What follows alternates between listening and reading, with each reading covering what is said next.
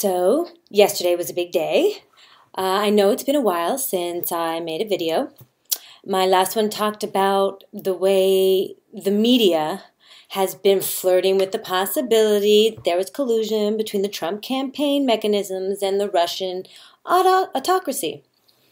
And I was sick of it, of the dipping of the toes in the water. So I took a breath. That is until today. There was continued talks regarding the tax bill camouflaged as the health care bill, the same way President Trump is really a camouflaged Chinese fire rooster.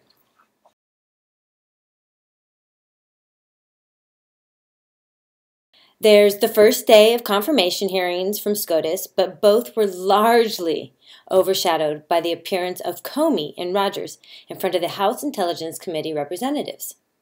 I really only paid attention to this hearing. Not that Neil Gorsuch isn't of relevance, but it is not immediately relevant.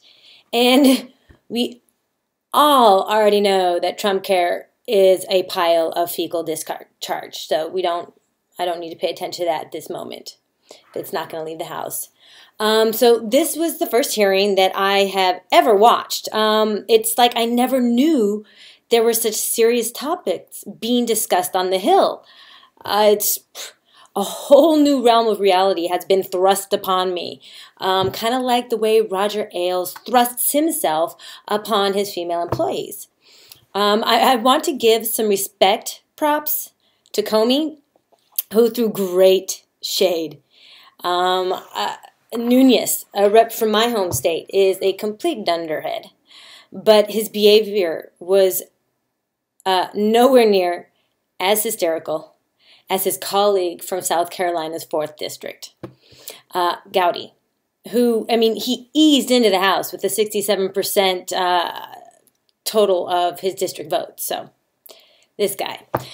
When the California representative tried to use an analogy to belittle Comey's analysis, the director hit back with an absolutely simple and logical rebuttal, which actually reused the congressman's own analogy.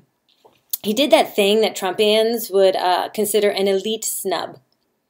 Like, with a pulled smile, he claimed that rooting for your team to win is the same as rooting for your contender to lose. It's simple. See? And then that shut Nunez down. So he deferred the rest of his time to his colleague, Gowdy, whose excitement at the opportunity to, hold the mic for the substantial time in this televised audience, and he was just excreting a shine right up to the upper lip as well.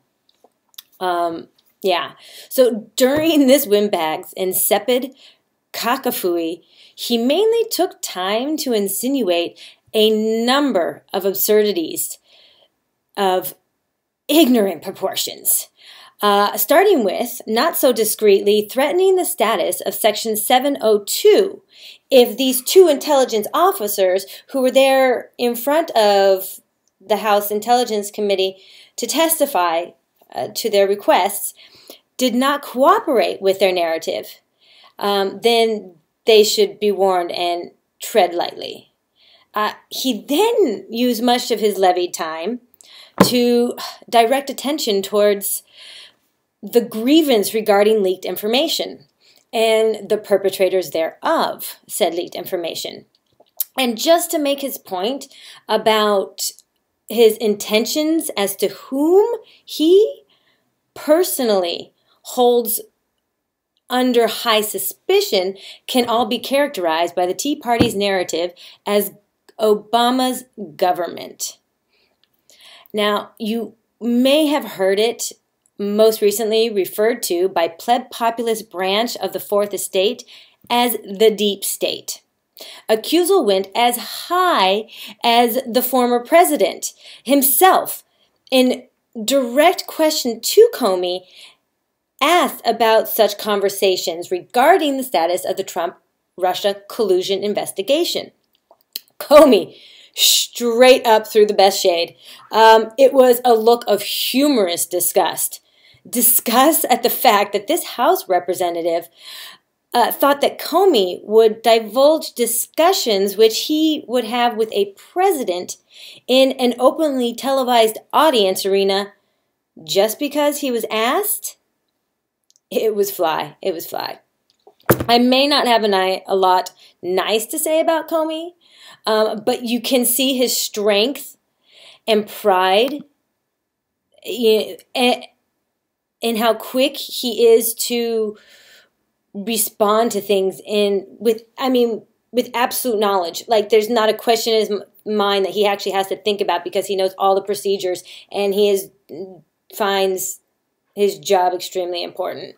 So then the South Carolina silverfish just pressed on, insisting that the important part was to point out that up to 10 years could be served in a federal prison if charged with leaking classified information.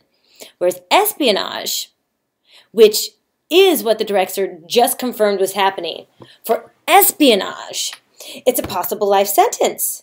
I mean, how can you claim to want to uphold justice in the name of national security and completely miss the fact that espionage is far more nefarious to national security than a leaked document alerting us, the American public, to the fact that our sitting president's party is being investigated for crimes of treason? I mean, this really could be on the eventual level of an Ames or a Hanson's outcome. The main difference here would be that the espionage occurred using non-governmental employees. And Gowdy, you just sit there trying to coerce the director of the FBI and NSA into abiding a Republican House narrative by threatening the NSA with a negative Section 702 of the FAA vote? Pitiful. Spiteful. I mean, I just said a lot in that quick overview. I tend to do that more often than not.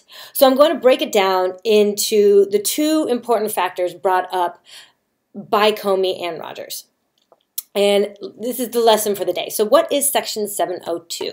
And why its directed threat to Comey was a misguided attempt by Mr. Dowdy. So first, the FAA is the FISA Amendment Act. And this was passed in 2008 on the back of FISA initiatives taking place after 9/11. Now, FISA is the Foreign Intelligence Surveillance Act, which was established in 1978 and set up in the principle around the guidelines of the Fourth Amendment protectionism. So this section gives power to the AG, or this Section 702 from the FAA gives power to the AG and the Director of National Intelligence, to approve intelligence gathering for up to a year on a designated target. Now, the whole goal of this section is regarding gathering intelligence outside the borders of the United States. Now, okay, I hope you understand a little bit more about why the topic of Section 702 is so important to national security. I may not be the best conduit, but I'm trying my best. And okay, and the fact that how important this is to national security, and you're boasting about threatening this program for the benefit of your own personal career is truly pitiful and spiteful. So, Mr. Gowdy, I hope you understand how irrelevant it is to throw the threat directly to the FBI, since it's the NSA that is authorized to abide by Section 702. It is Section 706, which Comey reminded you of during this hearing, that regards to the FBI. A sum up. So, Section 702 of the FAA regards surveillance gathering of a non-U.S. citizen outside the confines of the United States territories. Representative, I'm going to quote an aphorism from an author, Charles Colton, and I want you to know that this is basically what I'm saying to you. I'm directly. So those that are the loudest in their threats are the weakest in their actions. So moving or keeping on to this, my absolute disgust with this Dowdy, and he wasn't the only one on the committee that threatened basically threatening the pass of Section 702 because it's up for renewal this year. But Gowdy was the one that stuck with me. So I would like to focus on his topics of leaks and threats to national security. So I've got some numbered points here. The White House has had to fire 6 people in the second month of his term because they did not muster background checks. Could this not be the first wave of cleaning house of leaks coming out of the White House itself? This is not even including Flynn's sudden denial to get security clearance pre-term. 2, Jason Miller stepped down before entering the administration in an official capacity, rumored to be because of out-of-marriage copulation. 3, Puzder had to remove his name from contention due to his personal finance and an overall inability to pass muster with the Senate itself. 4, and this is, Trump campaign mechanisms connected to Russian foreign agents. And this is the big section, which is why I've saved it for last. Flynn resigns as National Security Advisor after confirmed meetings between him and Russian agents during the President of Command, and also being a foreign agent and having to now, post being fired, have to actually register that. Craig Deere was the National Security Counsel until Trump decided he didn't like something that the guy said. Or was it a leak? Roger Stone, who lied about, yet thus has since admitted to speaking with Russian asset Guccifer 2.0.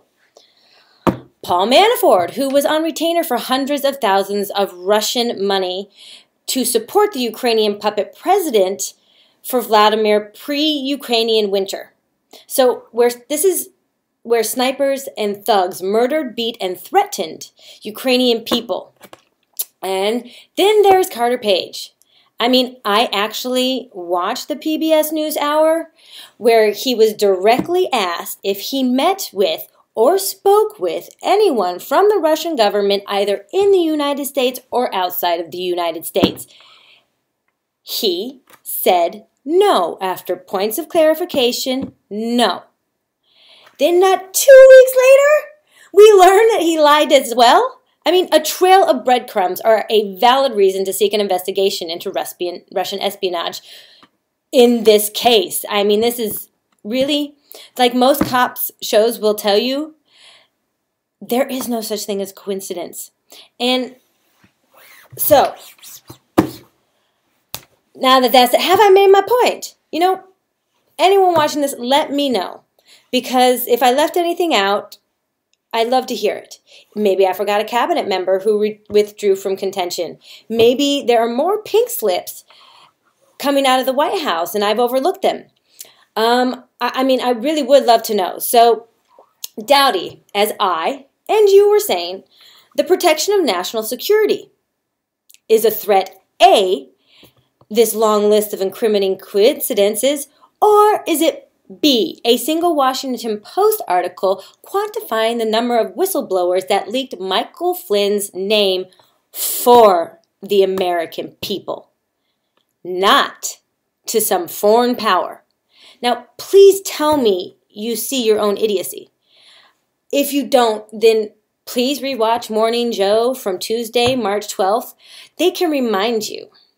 Or just watch this video anytime words are just too much. Important was, though, it really, the whole thing, the most important thing is, was the FBI confirmed that there is a foreign intelligence investigation into the double confirmed Russian influence into the 2016 U.S. presidential campaign / presidential elections. And that includes any connection between the Russian entities and those who were or are part of the presidential campaign/administration. Both intelligence officers also confirmed their assessment that the Russian interference into the election is in fact true and that the targeted message was designed to inhibit the success of Hillary and by default targeting a positive outcome for Trump. Now, reaffirming it with a brush off by using Nunez's own analogy, honestly, I mean, that guy sat there to that, Nunez sat there to Comey's response like daylight spiked pupils. And he looked more in fear, like he was going to be rolled up in this investigation as well. I mean, I want to claim it now. If this mosquito traveled a very blurred line regarding the 2016 election cycles, I would not be surprised. He'll be on that cusp of did I or did I not commit treason? Maybe it's just light treason. So I'm coming to the end of my spiel, and I wanted to try something new. I mean, I'm really trying to get a feel as to how I'm going to message these videos. So this is my closing segment, and this is a fail. So I got an email from an unknown sender with the subject line, a single subject line, reading, "Here's something will tick you off." I mean, why would anyone decide to open that email? Do people regularly say, like, yeah, hey, why not? I need more, just a little bit more to be ticked off in my life. You know, I could stand for a little bit more. And so to that advertising industry company, it's a fail. The same embarrassing, similar way Trump's meeting with Angela Merkel was a fail.